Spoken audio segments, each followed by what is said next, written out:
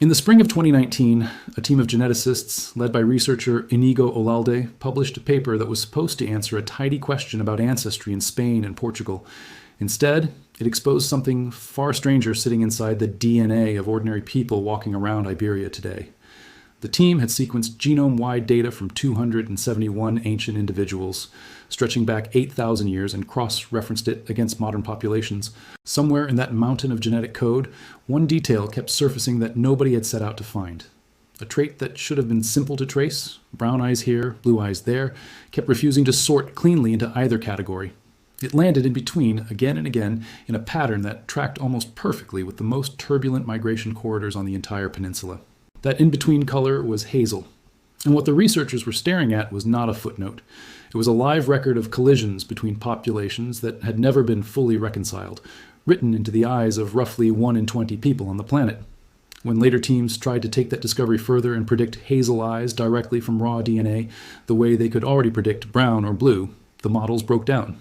Accuracy collapsed to somewhere between 50 and 80%, a staggering gap for a scientific field capable of reconstructing entire prehistoric migrations from fragments of bone. Something about hazel eyes was resisting the tools built to explain everything else about human ancestry, and that resistance is exactly where this story begins. Hazel eyes make up only about 5% of the global population, which already places them among the rarest documented eye colors on Earth, behind green and just ahead of gray. But rarity was never really the strange part. The strange part is what happens when you look directly into one.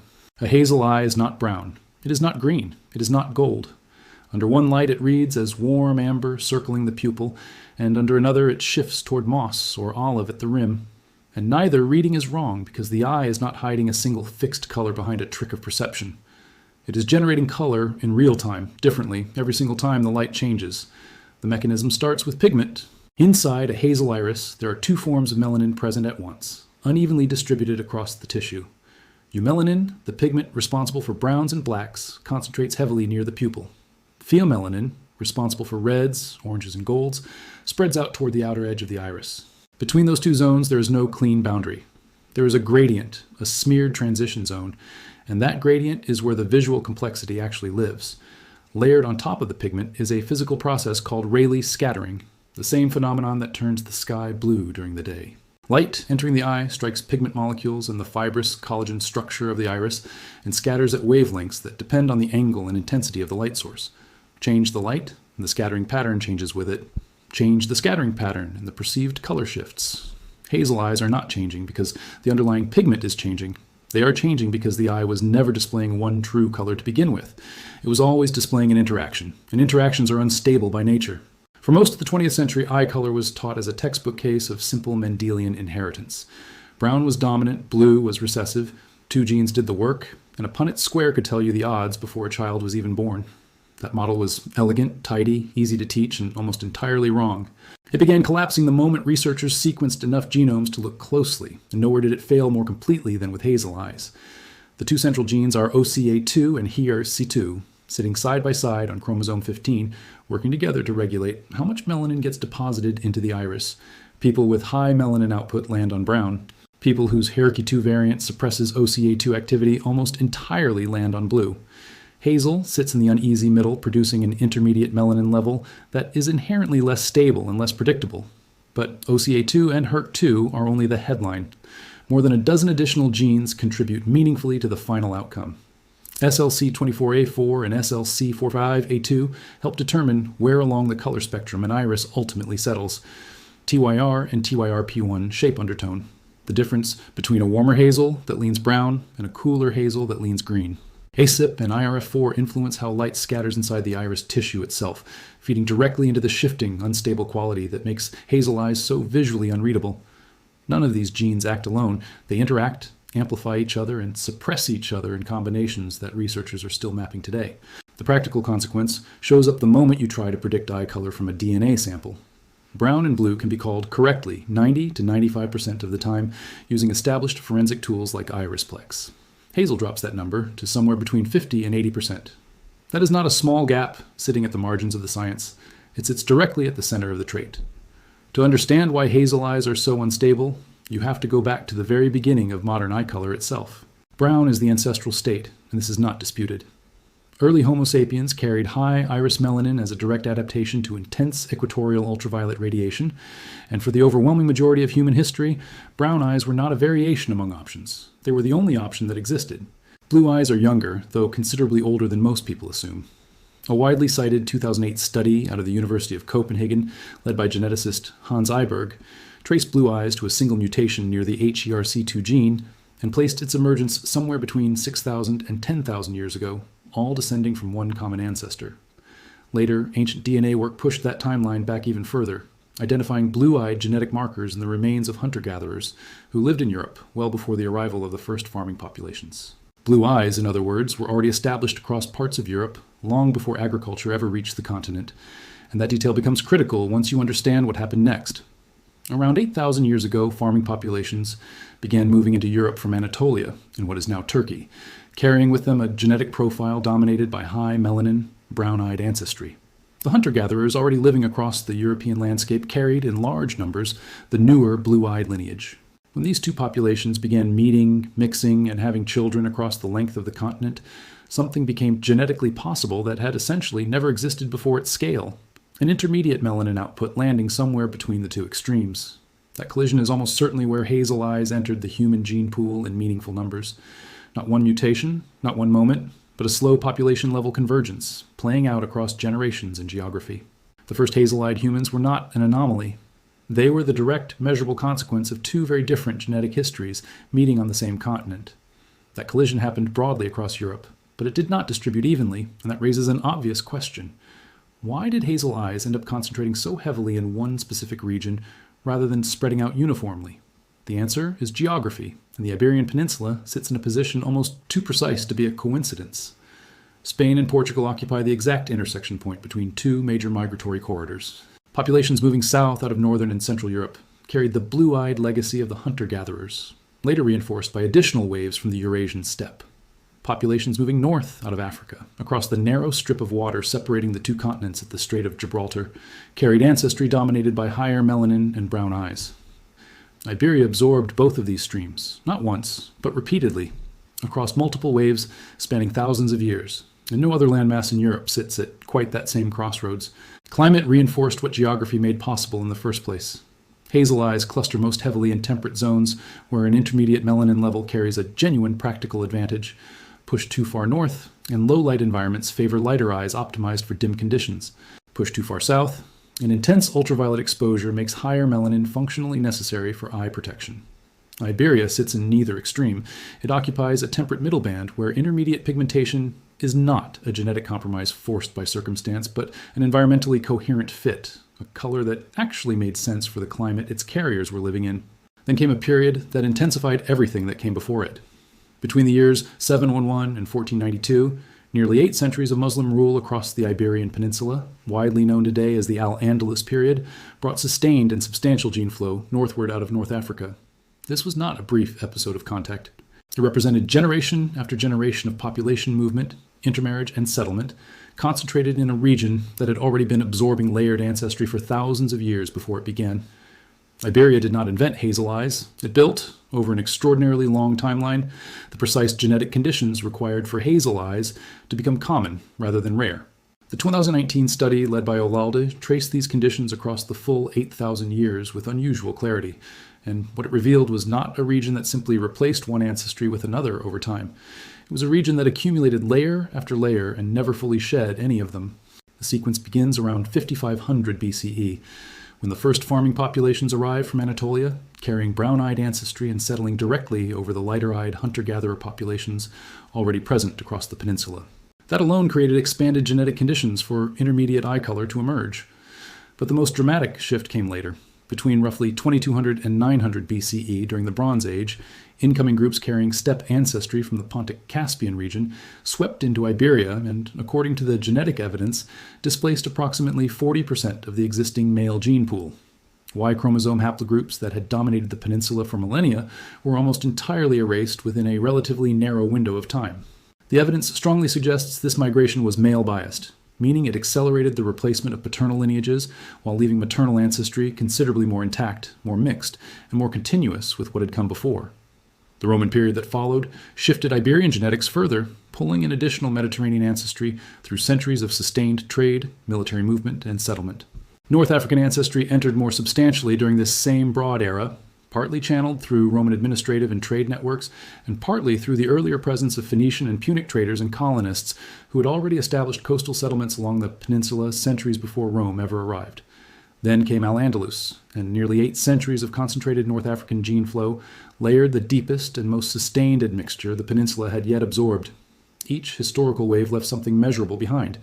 Iberia folded each one into what already existed rather than erasing what came before, and those accumulated layers remain readable today, both in the raw DNA of modern Iberians and, in a striking number of cases, visible directly in the color of their eyes.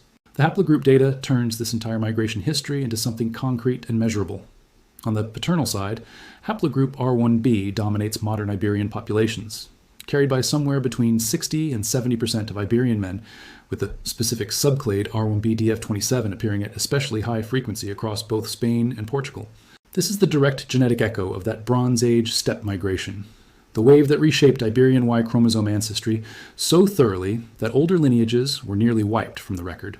Steppe populations carried lighter pigmentation ancestry with them, deepening the blue-eyed genetic contribution that Western hunter-gatherers had already established across the region.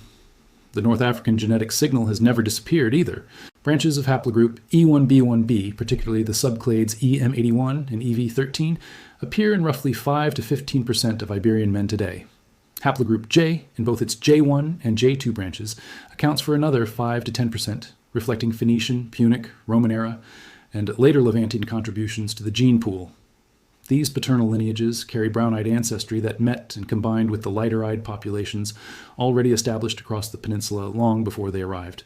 The maternal picture reinforces the same layered story from a different angle. Haplogroup H dominates Iberian maternal lineages at roughly 40 to 50%, with the subclades H1 and H3 especially prominent, reflecting deep Mesolithic and Neolithic European roots, stretching back thousands of years. Haplogroup U5 connects directly back to ancient hunter-gatherer maternal ancestry. Haplogroup U6 traces just as directly to North African Berber populations. Both sit inside the same modern Iberian gene pool today, carried by living people who often have no idea their maternal line stretches in 2 completely different directions across 2 different continents. Iberia is where the pattern shows up most vividly, but it is not the only place on the map where this same collision left its mark, and that is exactly what the wider global comparison was built to test. Researchers pulled DNA from populations across Anatolia, the Caucasus, Iran, and parts of Central Asia, regions sitting along the same ancient corridors where lighter-eyed steppe and hunter-gatherer ancestry repeatedly met darker-eyed populations moving in from the south and east. In each region, hazel eyes turned up at frequencies noticeably higher than the global average, tracking the same intermediate melanin pattern documented in Iberia, even though the populations, the centuries, and the migration routes were entirely different. Brazil offered a strikingly different but equally telling case, where hazel eyes cluster in populations descended from a recent, heavily documented mixture of European, African, and indigenous American ancestry, compressed into a few centuries rather than thousands of years, yet producing the same intermediate outcome through a separate historical pathway. What the researchers found, laying every region side by side, was not one origin story repeating geographically, but the same underlying mechanism, intermediate melanin generated wherever populations with very different pigmentation histories mixed in sufficient numbers, appearing again across unrelated continents and unrelated centuries with no coordination between any of them. That independent convergence is precisely what turned a regional curiosity about Iberian ancestry into a genuinely global genetic story. And yet, despite all of this documentation, despite genes identified by name, migrations dated to specific centuries, and haplogroups mapped down to their subclades, researchers sitting down with a single DNA sample still cannot reliably predict whether the person it came from has hazel eyes. They are wrong somewhere between 20 and 50% of the time, depending on the population and the model used, and that gap deserves far more attention than it typically receives. Brown and blue eyes differ primarily at a single, well-understood genetic locus, which is exactly why prediction models built around them work so well. The signal is strong and the variables are limited. Hazel eyes involve an entire network of interacting genes whose combined behavior resists clean, linear modeling. The most advanced prediction tools available today still only call it correctly somewhere between 50 and 80% of the time. For a field capable of reconstructing entire population movements from fragmentary ancient bone, that number is not a minor footnote sitting at the edge of the research. It is a fundamental limitation sitting directly at the center of the trait itself. What that prediction problem actually reflects is something real and structural about the underlying biology. Hazel eyes are not a simplified or watered-down version of brown or blue with a single variable swapped out. They are a genuinely different category of genetic outcome, produced by a system of interacting factors that refuses to reduce neatly to any single dominant signal. The complexity is not a temporary gap waiting for the next study to close it. It is a defining structural feature of how the trait works, and every global genetic comparison conducted so far has confirmed that rather than resolving it. Long before any of this genetic machinery had a name, entire cultures noticed that something about hazel eyes was different, and the qualities they attached to that difference were remarkably consistent across regions with no contact with each other. In Celtic mythology, the hazel tree itself was associated with wisdom and hidden knowledge, its nuts said to contain the accumulated understanding of the world. People who carried hazel-colored eyes were believed to share that quality, perceived as capable of reading what others could not see. The association was not arbitrary folklore. Hazel eyes in Celtic populations occupied overlapping territory across Western Europe long enough that the cultural connection became embedded as something close to accepted fact. Roman writers took a different angle. They described hazel eyes as containing genuine contradiction, fierce and tender at once, passionate yet contemplative. And the color's refusal to settle on a single tone became a recurring metaphor for a personality that resisted simple categorization. Roman poets returned to this idea repeatedly, treating the visual instability of the eye as a signal of psychological depth. Arabic poetry, writing centuries later from a very different tradition, gave hazel eyes an entirely different name, honeyed eyes, and the metaphor was strikingly precise. Like honey held to the light, hazel eyes shift depending on how the light catches them, warm in one moment and darker in the next, never fully transparent and never fully opaque. All three traditions were independently responding to the same physical phenomenon the color-shifting quality physics can now fully explain. Ancient observers lacked the mechanism, but they had the observation, and they treated it as genuinely significant. They were not wrong to do so. There's one more layer to this story that pulls everything together, and it involves a question basic evolutionary logic should be able to answer easily.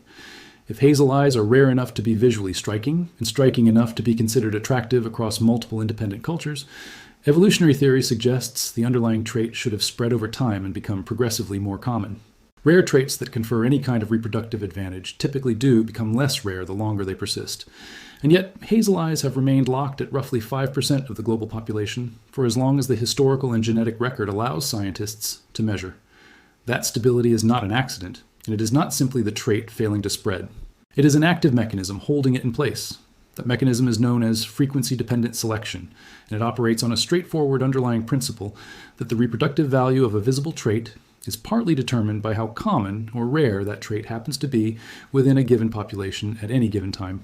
In a population where brown eyes overwhelmingly dominate, a hazel-eyed individual stands out visually, and that visibility can translate into a measurable reproductive advantage, more attention, more selection interest, more offspring, eventually carrying the relevant gene variants forward. But as hazel eyes become more common within that same population, they gradually lose the very rarity that generated the advantage in the first place.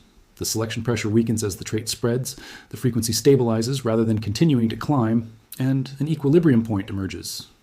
Hazel eyes remain uncommon enough to retain their visual signal value while never disappearing entirely, because whenever the frequency dips below a certain threshold, the original advantage reasserts itself and pulls the numbers back up again. Evolution in this specific case is not steadily pushing hazel eyes toward eventual dominance, and it is not pushing them toward extinction either.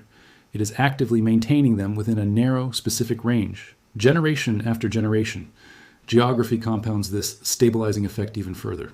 The temperate climate zones where intermediate melanin levels are environmentally coherent are themselves geographically limited, and those specific conditions simply do not extend uniformly across the entire planet. The rarity of hazel eyes, in other words, is not incidental, it is structural, written simultaneously into the underlying biology and into the map of where certain populations happen to meet. Every person alive today with hazel eyes is carrying something that cannot be seen directly under normal circumstances, but can, with the right tools, be read with remarkable precision. It is a biological record of populations that met, mixed, and moved across thousands of years of human history, compressed down into the pigment distribution of a single iris. The hunter-gatherers who moved across prehistoric Europe for countless generations had no way of knowing their blue-eyed descendants would eventually collide with brown-eyed farmers walking out of Anatolia. The steppe migrants, who reshaped an entire peninsula's paternal DNA within a single Bronze Age wave, were not thinking about the eye color of people who would not exist for another 4,000 years. The North African populations who crossed into Iberia and remained for nearly 8 centuries were not calculating melanin gradients as they lived, worked, and raised families. They were simply living their lives. But the genetic consequences of all of that movement remain fully visible today, in the eyes of roughly 1 person in 20 walking around the planet right now. That visibility is precisely what makes hazel eyes unusual, even among traits that are already considered unusual. Most of what ancient migration left behind requires a laboratory and specialized equipment to detect it all. Hazel eyes do not require any of that. The record sits directly on the surface, shifting visibly in changing light, readable by anyone willing to look closely enough. The global genetic comparisons, conducted over the past several years, have confirmed exactly what the migration history had already strongly suggested. Hazel eyes are not a single trait with one clean origin point. They are a genuine convergence zone. Every population that contributed ancestry to the regions where hazel eyes concentrate most heavily left behind a measurable genetic signal, and those individual signals continue to interact with each other in ways that still exceed the predictive capacity of even the most advanced modern genomic tools available today. The archive written into hazel eyes is entirely real, and researchers are still in the process of decoding it piece by piece. The science surrounding hazel eyes did not become simpler once researchers began comparing DNA samples across different global populations. It became more layered, considerably more precise in certain specific areas, and more openly unresolved in others. That is not a failure sitting somewhere inside the research process. It is an honest and accurate reflection of what the trait actually is at its core. What the worldwide comparison ultimately confirmed is that hazel eyes are not a regional curiosity or a minor pigmentation variant sitting at the edges of human genetics. They represent a convergence point for some of the most significant population movements in all of recorded human prehistory. Western hunter-gatherers carrying blue-eyed ancestry meeting Neolithic farmers carrying brown. Steppe migrants reshaping the entire genetic landscape of a peninsula within a single Bronze Age wave. North African populations crossing into Iberia across 8 sustained centuries of continuous contact. Each individual encounter created new conditions under which intermediate melanin became genetically possible. And those conditions accumulated most heavily precisely in the places where the greatest number of separate ancestral layers ultimately met. The prediction problem remains fully unresolved. Somewhere between 50 and 80% accuracy is where the current science stands. And that persistent gap sits directly at the center of the trait, not tucked away somewhere at its edges. Ancient cultures across 3 completely separate traditions noticed something genuinely unresolved about hazel eyes long before anyone understood why. Modern genomics has since confirmed that observation with a level of precision no ancient observer could have imagined, but it has not closed the gap they were responding to. What hazel eyes ultimately represent is a historical record that has not finished being written. The migration history that produced them stretches back across thousands of years and multiple continents. The science working to fully explain them in genetic terms is still quite visibly catching up. And that exact distance between what the deep past clearly reveals and what present-day science still cannot fully predict is what makes hazel eyes worth looking at as closely as you can.